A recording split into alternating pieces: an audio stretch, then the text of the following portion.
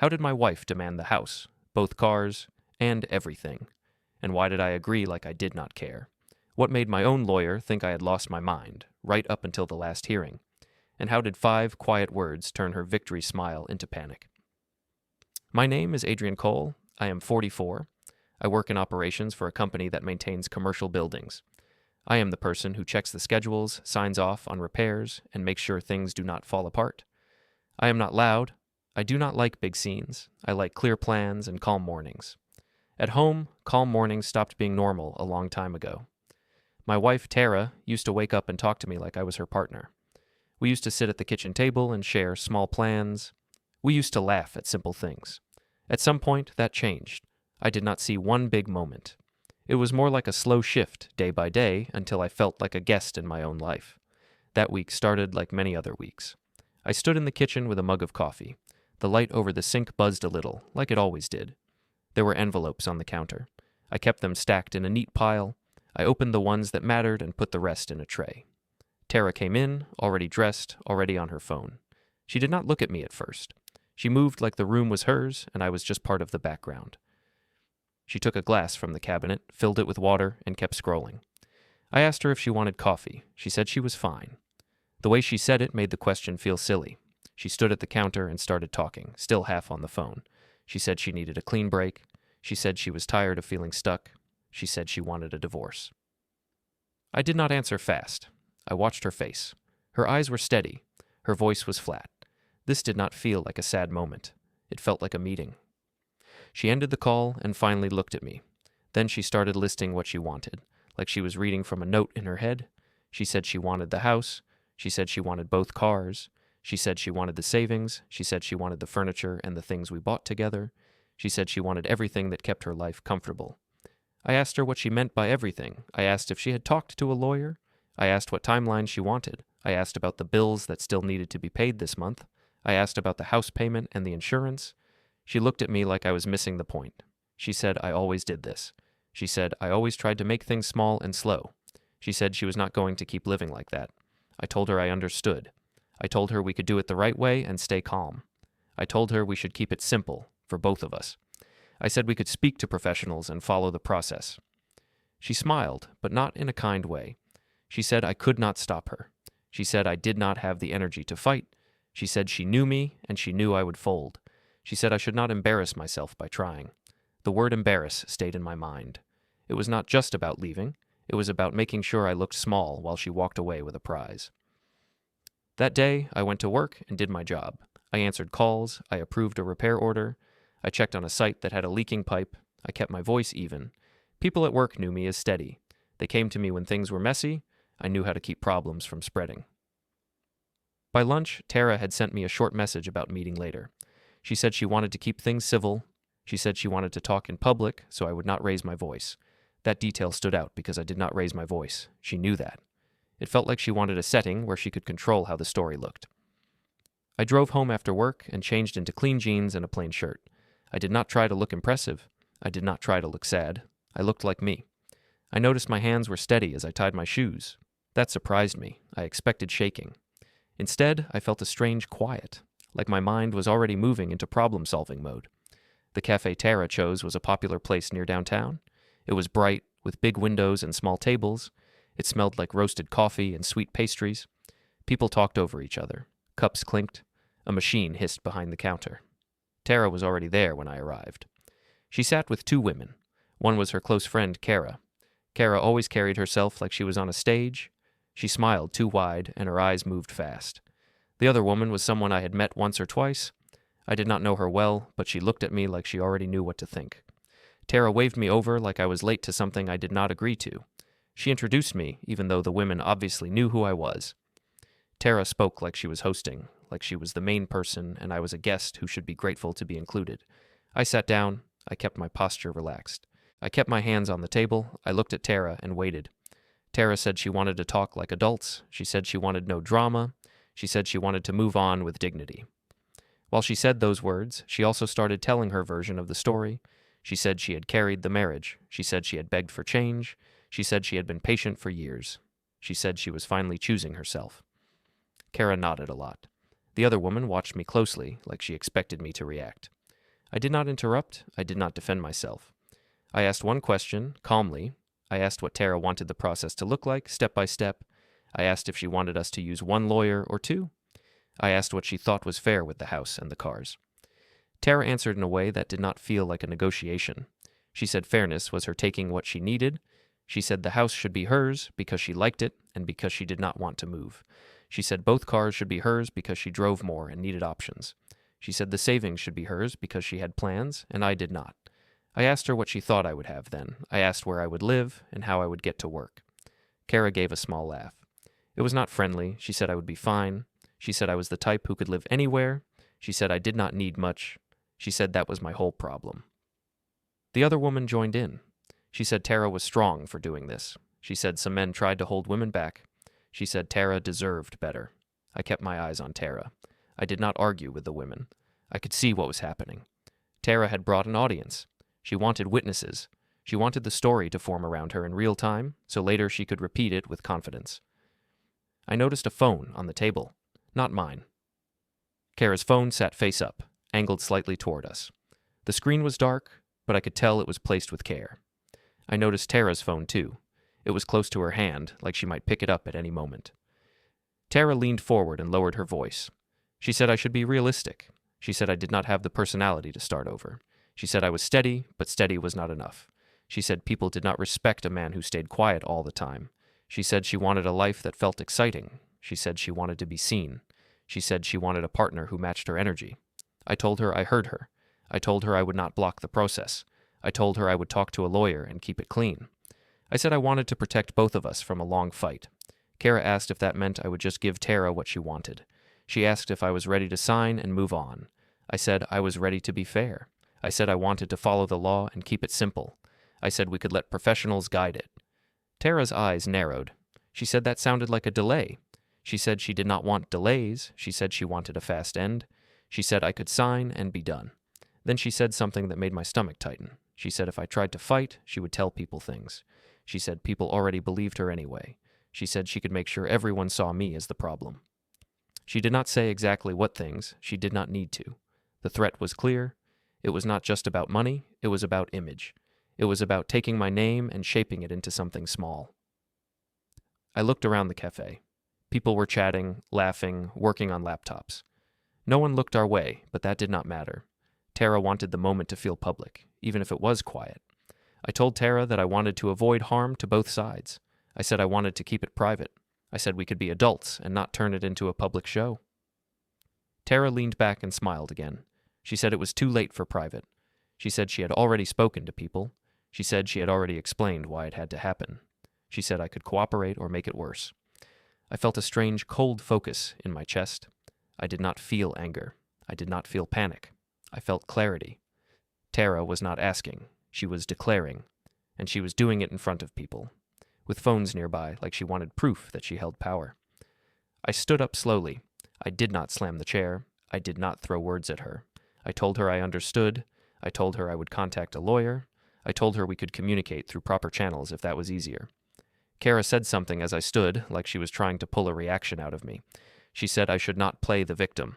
She said Tara was done waiting. I did not answer Kara. I looked at Tara one more time. I said we would handle it properly. Then I walked out. Outside, the air felt cooler than I expected. The street noise hit me like a wave. Cars moved past. A bus sighed at a stop. People crossed at the light with bags in their hands. Life was normal for everyone else. For me, it felt like the ground had shifted under my feet.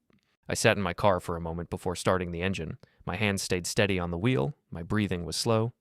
I looked at the cafe window and saw Tara still seated, still talking, still in control of the table. On the drive home, I thought about the house. I thought about the cars. I thought about the way Tara said everything. I thought about the way Kara smiled, like this was entertainment. I also thought about something else. I thought about how confident Tara was and how little she asked. She did not ask how the house was set up. She did not ask how the paperwork worked. She did not ask what my family had done years ago when we bought it. She acted like wanting something was the same as owning it. When I reached the house, the driveway was empty. The porch light was on. I walked in and heard only the hum of the fridge and the soft sound of the air system. I set my keys in the bowl by the door. I stood in the hallway and looked at the framed photos on the wall. In the pictures, we looked like a team. I went to the kitchen and saw the envelopes still on the counter. I sat at the table where Tara had made her list. I did not cry. I did not slam my fist. I just sat and listened to the quiet. Then I did what I always did when a problem came to me. I started sorting it in my mind, not feelings first, facts first, timing first, process first. I knew Tara expected me to react. She expected me to plead or bargain. She expected me to make a mistake. I could feel the pressure she was trying to build around me, like walls closing in. I stayed still and let the pressure pass through me. In that moment, I understood something simple. Tara was not only leaving, she was trying to take the whole story with her, and she was sure I would let her. After that cafe meeting, I did not sleep much. I lay on the couch with a thin blanket. I listened to the house sounds. The air system clicked on and off. A car passed outside. The clock in the hallway kept moving. In the morning, I went to work like normal. I did my rounds. I checked the maintenance list. I spoke to vendors. I kept my voice steady. I was good at staying calm when other people were loud. That skill helped me at work. At home, it had started to look like weakness. I kept thinking about how we got there. It did not happen in one day. It was a slow change that felt small at first, like a tiny crack that grows when no one repairs it. I met Tara 10 years ago at a small charity event my company sponsored. She was talking to people like she knew everyone. She had a fast smile and quick energy. She asked what I did. I told her I kept buildings running. She said she liked a man who could handle real problems. In the beginning, she was kind to me in public and private. She asked my opinion. She made plans with me, not for me. When she wanted something, she talked to me like a partner. I felt chosen. I felt respected. When we moved in together, I became the one who handled the stable parts. I paid bills on time. I kept records. I fixed small things around the house. I managed the boring tasks that most people avoid. Tara had big ideas. She wanted a better neighborhood. She wanted trips. She wanted a nice car and a nice kitchen. She said it was about building a life we could be proud of. I did not mind working hard. I had always been the steady person. I grew up with a family that believed in order. My Aunt Lena taught me that stability was not boring. She said it was strength. She said calm planning was how you stay free. Tara did not grow up with that same view. She cared about what people saw. She cared about looking like she was winning. At first, I thought it was just ambition. Over time, it started to feel like a need she could not turn off. A few years into the marriage, Tara began to talk about me like I was simple. She did it in small ways. If friends asked what I liked, she answered for me. If I mentioned a plan, she changed it with a laugh and said I worried too much. If I brought up money, she said I was being negative. I tried to stay reasonable. I thought if I stayed calm, she would feel safe and come back to me. I thought she was stressed and it would pass. Then her circle changed. She started spending more time with Kara. Kara was always around, always commenting, always pushing. When Tara posted photos online, Kara was there. When Tara went out, Kara picked the places. Kara liked being the loud voice in the room. After Tara got closer to Kara, Tara started coming home later. Not always late, but later than before. She would walk in with her phone in her hand and a look on her face that said she was still somewhere else. If I asked about her day, she gave short answers. If I tried to talk about mine, she looked at her screen. I remember one night when I cooked dinner and set the table. It was nothing special, just a simple meal. Tara sat down, took a few bites, and then said she was not in the mood for heavy talk. I had not even started talking. I had only asked if she wanted to pick a weekend to visit my aunt. Tara said my aunt was too serious. She said my family was too quiet. She said she wanted fun people around her. I told myself it was normal tension. I told myself every marriage had phases. But the disrespect kept growing. At a small gathering with her friends, Tara talked about the house like it was her project. She explained the renovations like she did them alone. She spoke about my work like it was just a paycheck, not a career. When someone asked what I thought about something, Tara jumped in and answered before I could. I did not correct her in front of others. I did not want to embarrass her. I did not want to create a scene. I thought it was better to handle it later in private. Later in private, she told me I was too sensitive. She said she was just talking. She said I should stop taking everything personally. She said confident men did not need constant reassurance. Those words did something to me, not because they were sharp, but because they were unfair. I was not asking for praise. I was asking for basic respect. Still, I tried to meet her halfway. I did more chores. I planned small dates. I tried to match her energy, but my nature did not change. I could not become a different person just because she wanted a new version. Then money became a tool. If Tara wanted something expensive, she framed it as a test. She said a real partner supported growth. She said if I loved her, I would not hold her back. She said I could always earn more. She said I was playing small. I started to feel like a wallet with a face. I started to feel like I existed to hold up the picture of her life. The hardest part was how people around us copied her tone. Once Tara began to treat me like background, others did too. At her parents' home, I started noticing small shifts. I would bring a gift or help with dishes, and they would thank Tara, not me. Tara's mother would ask Tara questions about plans and ignore me. Tara's father would talk over me. If I offered a suggestion, he would look past me and ask Tara what she thought, like she was the decision maker and I was just present. Tara did not correct them. She did not notice, or she did not care. Sometimes she even seemed to enjoy it. Her posture would get taller, her voice would get firmer. She would talk like she was managing a staff. One weekend, her family had a dinner that felt more like a meeting. Tara spoke about the divorce of a distant cousin. She said some men tried to take what they did not deserve. She said women had to protect themselves. She said she admired women who did not settle. Her mother nodded. Kara, who was also there, added comments about independence and not letting anyone slow you down. The room felt like a group forming a single opinion. I sat there and listened. I felt like a stranger watching my own life being discussed by people who did not really know me. When I tried to speak with Tara about it on the drive home, she told me I was imagining things. She said I was insecure. She said her family was just supportive. She said I should stop acting like a victim. That word stayed with me, too. It was like she needed a simple label for me, so she did not have to look at what she was doing. Eventually, we tried counseling. It was not my idea at first. Tara suggested it after a big argument about money. She told me counseling would help me understand her needs. She framed it like I was the one who needed help, not the marriage. The counselor's office was quiet and clean, soft chairs, a small table, a box of tissues. The counselor asked questions and tried to keep things balanced. Tara came prepared. She spoke smoothly. She said she felt alone in the marriage. She said she carried the emotional weight. She said I was cold and distant. She said I only cared about work and routines. When it was my turn, I tried to speak in facts. I said I supported the home. I said I planned and paid bills. I said I showed love in steady ways. I said I wanted partnership and respect. I said I felt erased.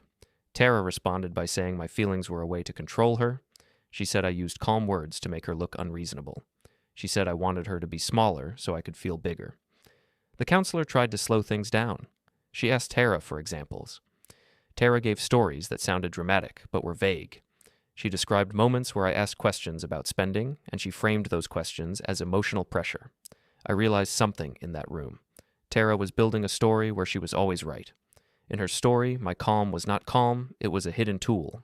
In her story, my planning was not planning, it was control. If I tried to correct her, I looked defensive. If I stayed quiet, I looked guilty. It was a trap made of tone and timing. After one session, Tara told me she felt stronger. She said counseling made her see things clearly. She said she was done accepting less than she deserved. I did not argue. I asked what she wanted next. She said she wanted space and respect. Then she used the word respect in a way that did not include me. She meant respect for her choices, not respect between us. In the weeks that followed, Tara acted like the marriage was already over. She changed her schedule. She stopped including me in plans. She spoke to me like I was a roommate who failed a lease. One night, she told me she would not let me drag this out. She said she would take what she wanted, and I could either cooperate or be the person everyone blamed. That was when I understood the shape of the problem. Tara was not only leaving, she was also preparing the crowd.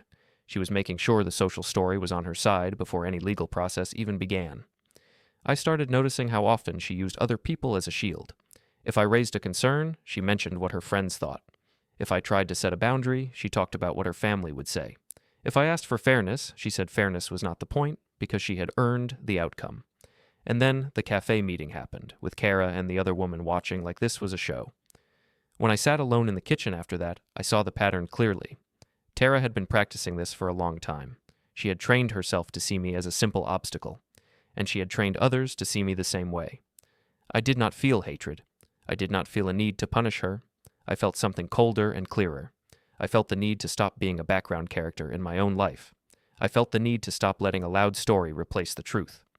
The next week felt like a long hallway with no doors. Tara moved through the house like she had already taken ownership of the air. She did not ask where I was going. She did not ask how my day was. She spoke in short lines like she was checking items off a list. I stayed calm on the outside, but inside I kept noticing small details. Tara began leaving papers on the counter on purpose so I would see them, Notes about moving costs, notes about new plans.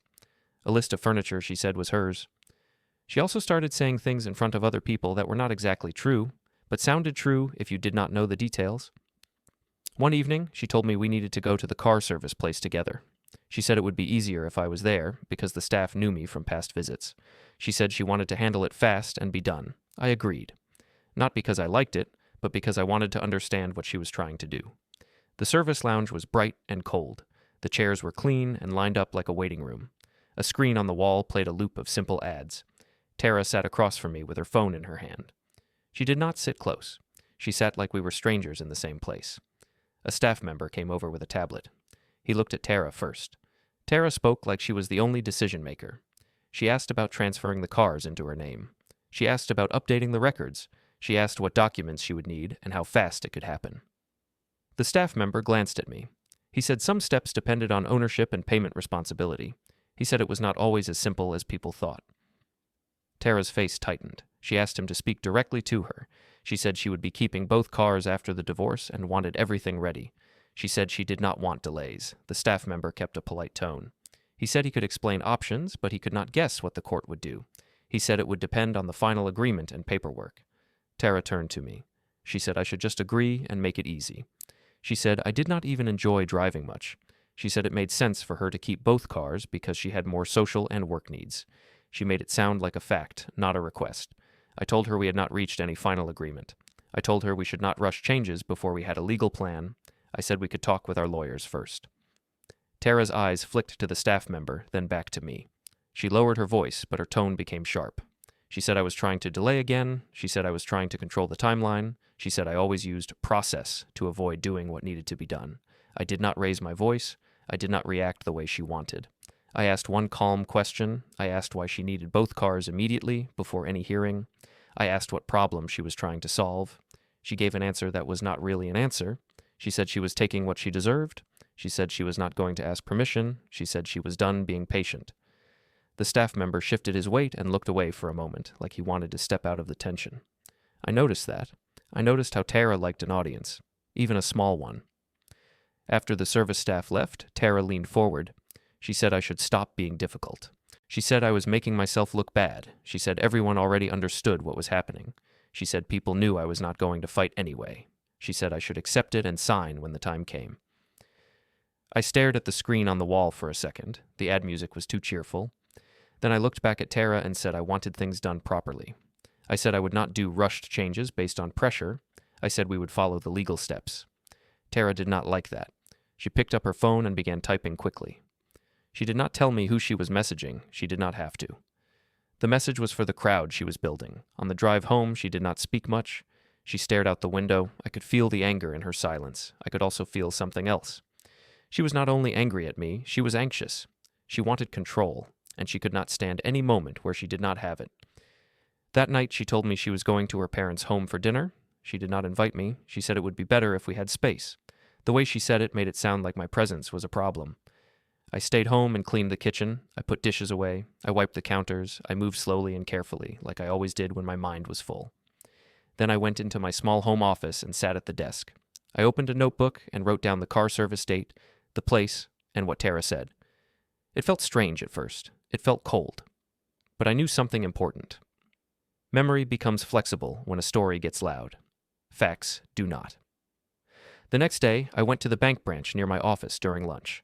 I told myself I was there to check a normal issue. That was true, but it was not the whole truth. I needed to understand what Tara had been doing without me. The bank lobby was calm.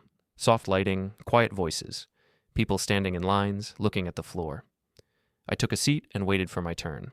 On the wall, a clock ticked slowly. I watched it and felt my thoughts settle. When the banker called me over, I asked simple questions. I asked what options existed for separating accounts.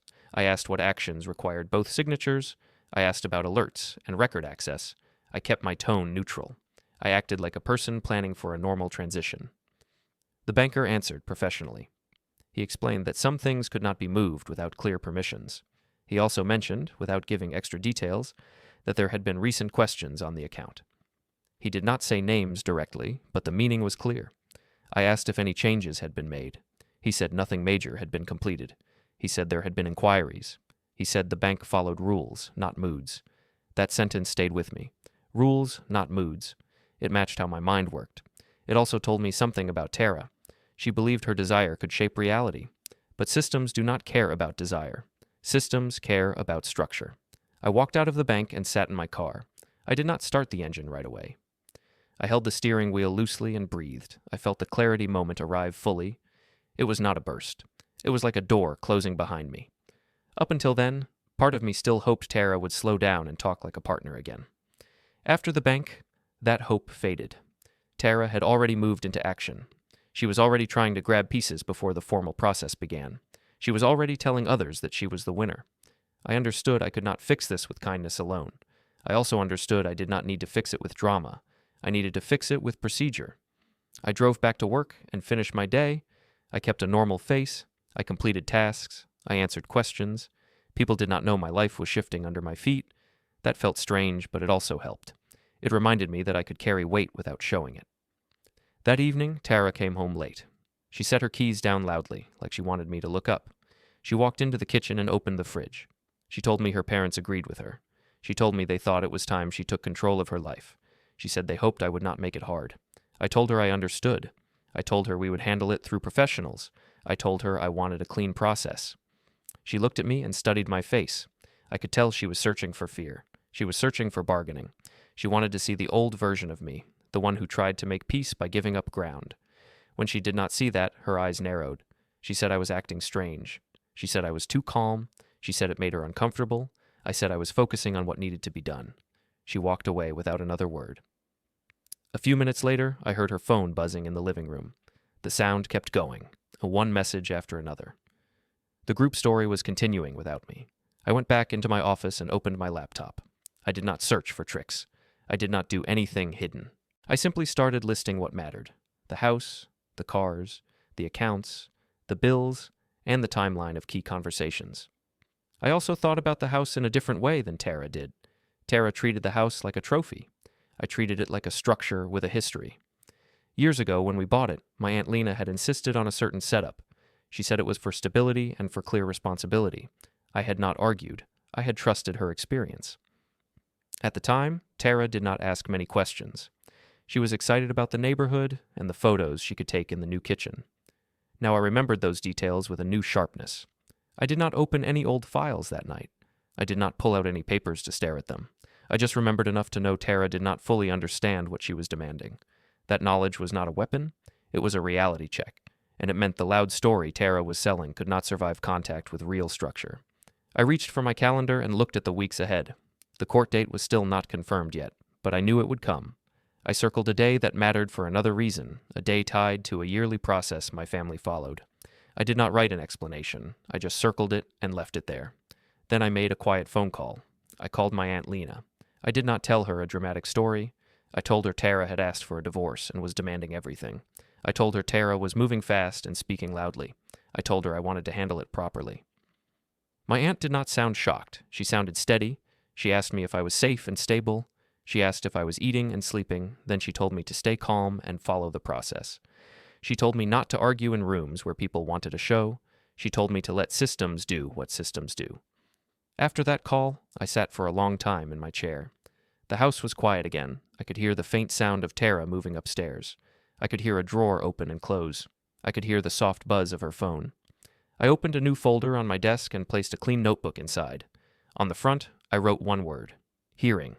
I did not know exactly how it would end yet, but I knew how I would move from that point forward. I would be calm. I would be methodical. I would treat it like a process, not a fight, and I would stop letting other people decide what my silence meant.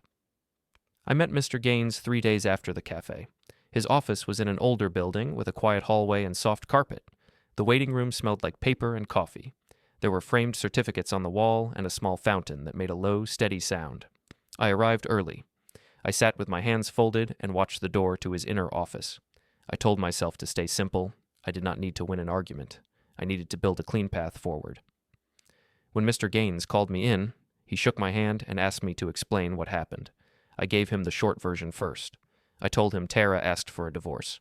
I told him she demanded the house, both cars, and everything she could point to. I told him she also pushed for speed and tried to make it public. He listened and took notes. Then he asked for details. He asked how we bought the house, how the cars were paid for, and how accounts were set up.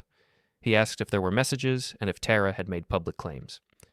He asked if Tara had threatened my reputation. I answered calmly. I gave dates when I could. I admitted where my memory was not perfect. I told him I had started writing things down so I would not mix them up later. Mr. Gaines said he had seen this pattern before. He said some people use social pressure to force fast surrender. He said a court did not follow social pressure. He said a court followed structure and proof. Then he told me I should fight hard. He said I should not give away the house or both cars without a plan.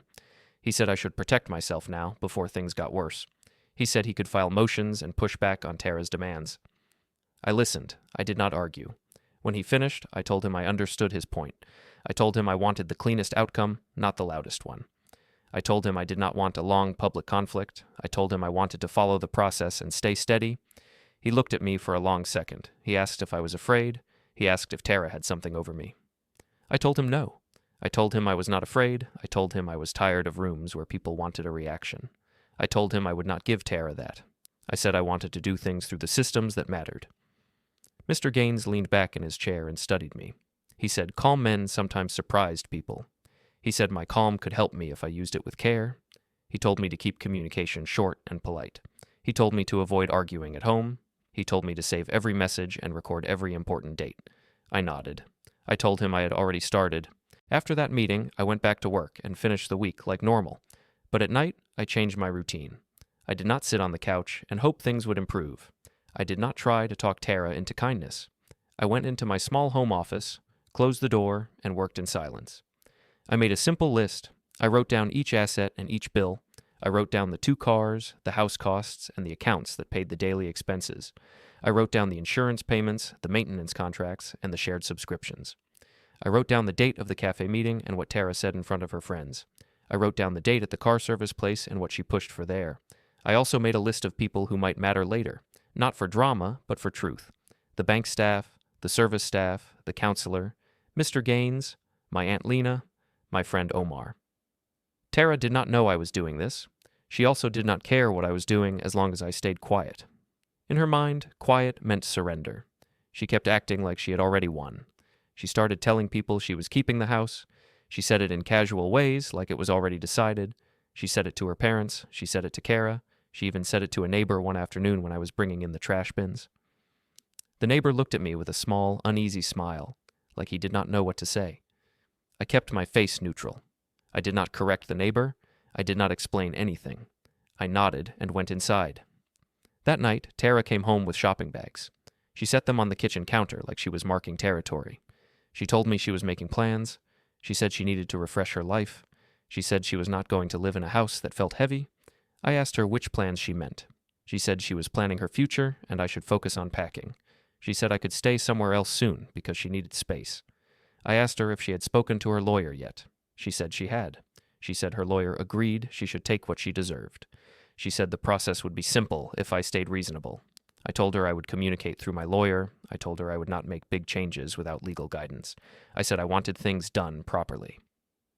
Tara made a short sound and walked away. Later, I heard her on the phone upstairs. Her voice was light. She sounded like she was telling a story where she was already free. 2 days later, I met Omar in his small office near downtown. Omar worked in compliance for a bank. He was not a lawyer, but he understood how systems worked.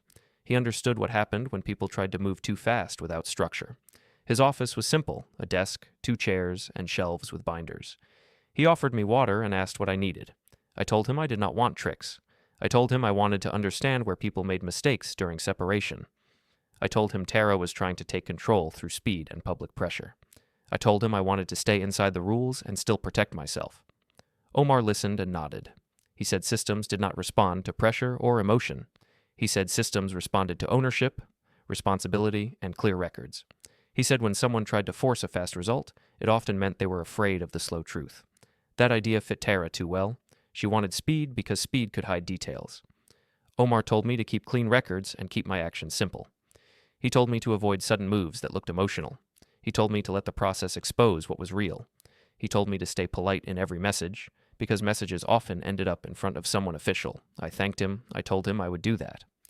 On the drive home, I thought about how many times I had tried to earn Tara's respect by giving more chores, more patience, more silence. It never worked. It only taught her that I would keep giving.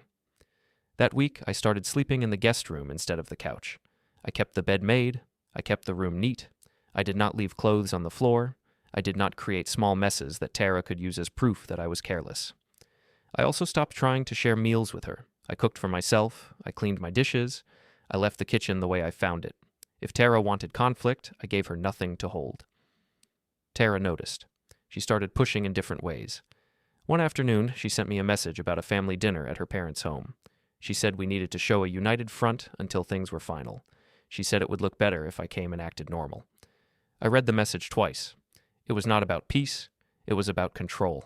She wanted a public scene where she could look calm and I could look like a defeated man sitting quietly beside her. I replied with a short, polite message. I told her I would not attend. I told her we could keep communication focused on the legal process. When she came home that evening, she asked why I was acting stubborn. She said I was making her look bad. She said I was trying to punish her. I told her I was not punishing anyone. I told her I was protecting myself from a public show. I told her I wanted a private and respectful process. She said I was too cold. She said I was proving her point. She said everyone could see what kind of man I was. I nodded and went back to my room. The next morning, I received a notice about a court schedule. It was not the final hearing date yet, but it was the first formal step that made things feel real. I placed the notice in my folder without staring at it for long. I did not need to feed my mind with fear. I needed to feed it with order. I updated my notebook. I wrote the date of the notice and the details of what it meant. I wrote down what Mr. Gaines told me to do next. I wrote down what Omar warned me about. That evening, Tara came home in a good mood. She told me she had posted a photo online and people were supporting her. She said she had never felt so seen. She said the divorce would be the best thing that ever happened to her. I did not react. I said I hoped the process would be calm. She watched me again, like she could not understand my face. Then she said I was acting like a robot. She said I did not have normal emotions. She said that was why she needed to leave. I said I understood. Well, later that night, I called my Aunt Lena again. I did not give her a long speech. I told her the process was moving forward and Tara was getting louder. I told her I was staying calm. I told her I was keeping records. My aunt told me to keep doing that. She told me to avoid arguments at home. She told me to let the steps unfold in the right order. She told me not to show my hand too early.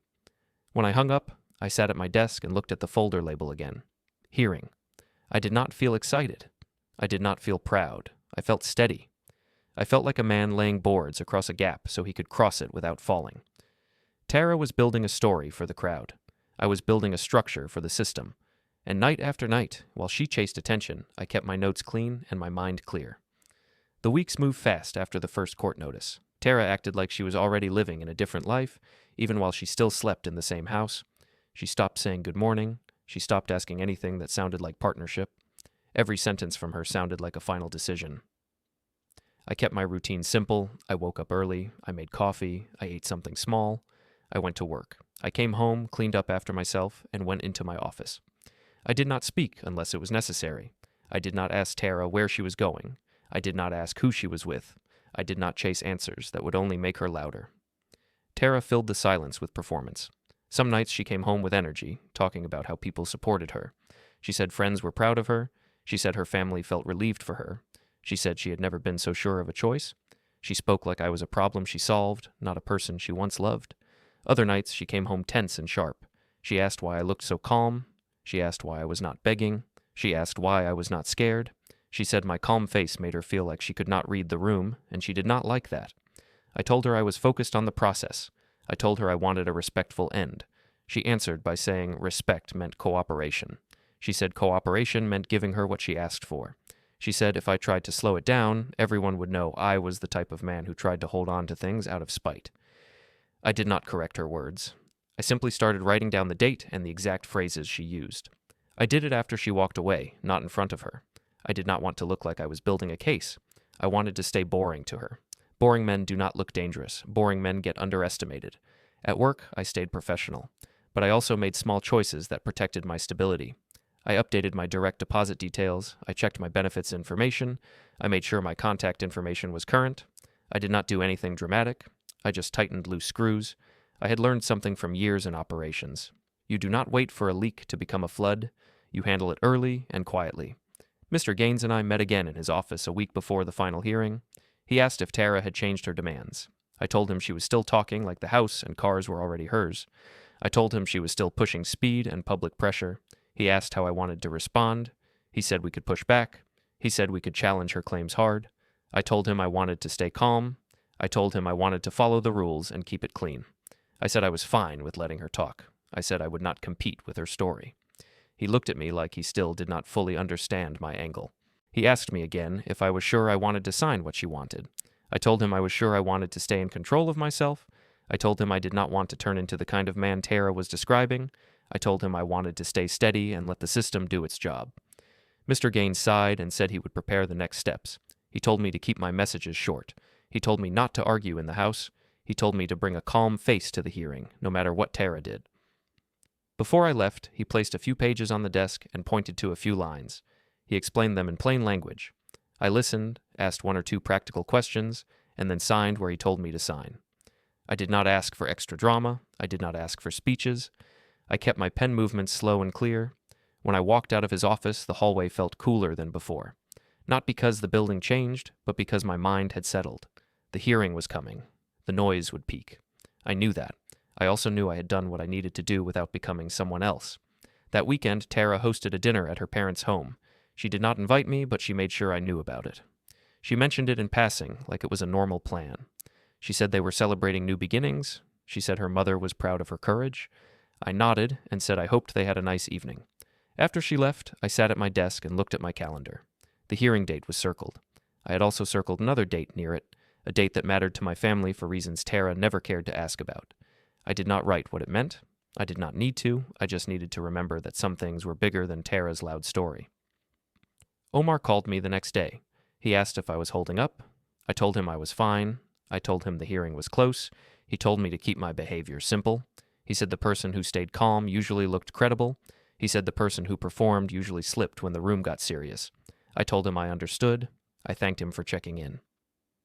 After the call, I packed a small folder with basic notes and a clean list of dates. I did not pack it like a weapon. I packed it like a man going to a meeting. I also laid out simple clothes for the hearing. Nothing flashy. Nothing that looked like a statement. Clean, plain, and respectful. The night before the hearing, Tara came home late. She was in a good mood. She said her lawyer told her the outcome was simple. She said she would keep her life the way she wanted. She said I would finally stop blocking her. I did not argue with her lawyer's words. I told her I hoped the hearing went smoothly. She stared at me like she expected anger. Then she asked if I had even hired a lawyer. She said I was too passive to do anything right. I told her I had legal help and that we would handle things properly. She laughed in a short way and said I always hid behind proper. She said proper was another word for fear. I did not correct her. I only said I would see her in the morning. That night, I slept in the guest room with the door closed. I did not sleep deeply, but I rested enough. When I woke up, the house was quiet. I showered, shaved, and dressed. I made coffee and drank it slowly. I ate a small breakfast. My hands were steady. My mind felt clear. Tara came downstairs dressed like she was going to an event. She wore a confident expression, the kind she used when she wanted people to watch her.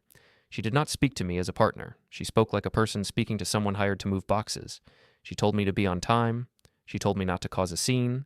She told me to sign what I needed to sign so she could move on. I said I would be on time. In the driveway, she stood near her car and checked her phone. She smiled at something on the screen. She said people were asking for updates. She said everyone wanted to see her finally win. I did not react to that word. I simply got into my car and started the engine. The courthouse was a solid building with wide steps and bright lights. The parking lot was already half full. I parked, checked my phone, and turned it to silent. I sat for a moment with my hands on the steering wheel and breathed slowly. Mr. Gaines had told me to arrive early. I did. I walked toward the entrance and felt the air shift from outside noise to indoor quiet. Inside, the lobby was busy but controlled. People stood in small groups. Some looked nervous, some looked angry, some looked tired. I spotted Mr. Gaines near a wall, holding a thin folder and watching the flow of people like a man who had done this 1,000 times. He saw me and nodded. He asked if I was ready. I told him I was ready. He asked again if I wanted to push back at the last moment. He said we still had options. I told him no. I told him I wanted to keep it calm and clean. I told him I would not fight the way Tara expected. I told him I would do what I needed to do in the proper way. Mr. Gaines studied my face, then nodded slowly. He told me to stay close and speak only when asked. He told me to keep my tone neutral, even if Tara tried to provoke me. I agreed. A few minutes later, Tara walked into the lobby with her lawyer, Ms. Rowe. Tara's posture was tall. Her steps were quick and confident. She looked around like she wanted the room to notice her. When she saw me, she did not look away. She gave me a small smile that did not reach her eyes. Ms. Rowe also smiled, but hers looked professional, like a person who believed the outcome was already decided. She spoke softly to Tara and pointed toward the hallway where the hearing rooms were. Tara nodded like she was being guided to a ceremony. Kara was there too, standing a little behind them. She was not supposed to be part of anything official, but she had still come. She held her phone at chest level, not fully raised, but ready. She watched me like she wanted a reaction that she could repeat later. I kept my eyes on the floor for a moment, then looked up and faced forward.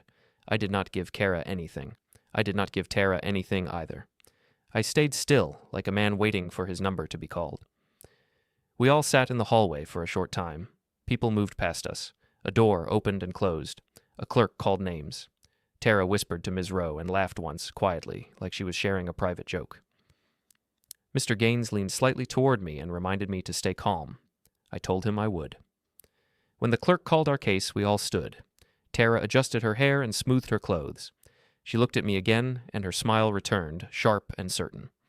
I walked forward with Mr. Gaines at my side, steady and quiet, as if I was going to a normal meeting where the rules mattered more than the noise. The hearing room was smaller than people think. It was not a big stage. It was plain walls, plain seats, and a heavy quiet that made every sound feel sharp. When the clerk told us where to sit, Tara moved first, like she owned the space. Ms. Rowe walked beside her with a calm face. Mr. Gaines and I took our places without rushing. Tara did not look nervous. She looked pleased. She kept her chin slightly raised. She kept checking her phone until Ms. Rowe touched her arm and told her to put it away. When the judge came in, everyone stood. The judge sat down, looked at the file, and asked if we were ready. Ms. Rowe said we were ready. Mr. Gaines said we were ready too. The judge started with the basic questions. The judge asked if we understood this was the final hearing. The judge asked if we were signing by choice. The judge asked if there were any hidden promises outside the paperwork. I answered in short, clear lines. I said I understood. I said I was signing by choice. I said there were no hidden promises. Tara answered with confidence. She said she understood. She said she was ready to move on. She said she wanted closure. Her voice sounded like she was giving a speech, even though the room was small. Then the judge reviewed the settlement terms out loud, point by point, the house, the cars, the accounts, the division of property. Each line was read like a list, because that is what it is in court. Lists, boxes, signatures. When the judge got to the house, Tara's eyes lit up. It was small, but I saw it. She had built her whole story around that house. The house was the proof she wanted, the thing she planned to show off to everyone as her prize. The judge asked if both sides agreed to the house terms. Ms. Rowe said yes. Mr. Gaines glanced at me once. He looked like a man standing near a door he had already unlocked. I took the pen when the clerk placed the papers in front of me. My hand did not shake. I signed where they told me to sign. I signed every page without pausing. I did not look at Tara. I did not look for her reaction. I kept my focus on the lines and the boxes. Tara watched me sign, and her smile grew wider. I could almost see her thinking, he is folding. He is giving it all up. She looked at Ms. Rowe with a look that said, this is easy. Ms. Rowe stayed calm, but she also looked satisfied. She had the relaxed posture of someone who believed the result was already secured. The judge moved to the cars. Tara kept her smile. I signed again. The judge moved to other parts of the agreement. I signed again. Tara's confidence turned into a quiet glow, like she was already planning her next post, her next dinner, her next story. Then the judge asked one last time if there were any last concerns before final entry. The room went still for a second. It was the kind of stillness that makes you hear small things, like fabric shifting or a chair creaking. Ms. Rowe leaned toward Tara. She did not look at me. She did not look at Mr. Gaines. She leaned in close and spoke so softly that no one else could hear the full sentence. But I knew the 5 words because Mr. Gaines had warned me that this moment would be tight and fast. I watched Tara's face as Ms. Rowe whispered, "The trust owns the house." Tara's smile froze. It did not fade slowly. It stopped like a light that lost power. Her eyes widened. The color in her cheeks drained. Her mouth opened as if she wanted to speak, but her breath caught first. She looked from Ms. Rowe to the judge, then back to Ms. Rowe again, like she was searching for a different meaning. Ms. Rowe's expression changed too. Her calm face cracked for the first time. She looked down at her papers, then back at Tara, and I could see she was doing quick math in her mind. Tara's hands gripped the edge of the table. She leaned forward as if she could pull the room closer and force it to change. Her voice rose, sharp and loud, asking what that meant and why no one told her. The judge lifted a hand and told her to slow down. The judge said this was a courtroom and we would speak one at a time. The judge asked Ms. Rowe to explain the issue. Ms. Rowe cleared her throat. She tried to speak with control, but her words came out tight. She said there appeared to be an ownership structure that needed clarification. She said the house might not be held in our personal names the way she believed. The judge turned to Mr. Gaines and asked if that was correct. Mr. Gaines stood up. His voice stayed even. He said it was correct. He said the house was owned by a family trust and had been from the start. He said the trust was a legal owner. He said the court could not award a house to someone who was not receiving a transferable interest the way Tara demanded. Then he placed documents on the table for the clerk. Real papers. Official pages with names, dates, and signatures. He did not speak like he was proud. He spoke like he was stating the weather. The judge looked at the documents carefully. The judge asked a few direct questions. The judge asked when the trust was created. The judge asked how the house title was held.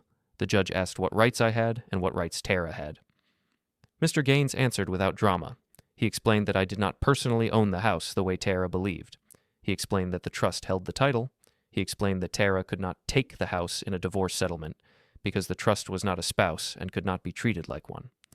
He explained that Tara's demand was built on an assumption, not on the legal structure. Tara shook her head hard, like she was trying to shake the words out of the air. She raised her voice again, saying it was unfair and that she lived there and that she deserved it. She said she planned her whole future around staying there. The judge's face did not change. The judge said the court could not award what was not in our names to give. The judge said feelings did not change titles. The judge said the settlement term about the house could not stand as written if it promised something that could not be delivered. Ms. Rowe tried to recover. She started speaking quickly about intent and expectations. The judge stopped her and asked why this was not confirmed earlier. Miss Rowe went quiet for a moment, then said she believed the house was marital property in the usual way. The judge asked Tara if she ever checked the title or the structure. Tara looked at the judge like she had been insulted. She said she did not need to check because she was the wife and it was the family home.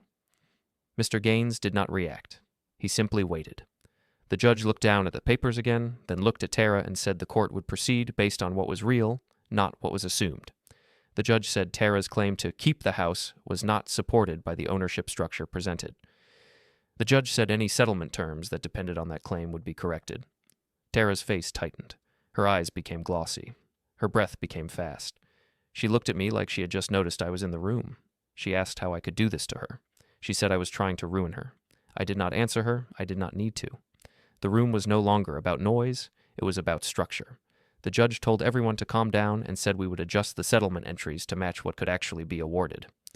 The judge spoke to the clerk again, giving instructions in a steady voice.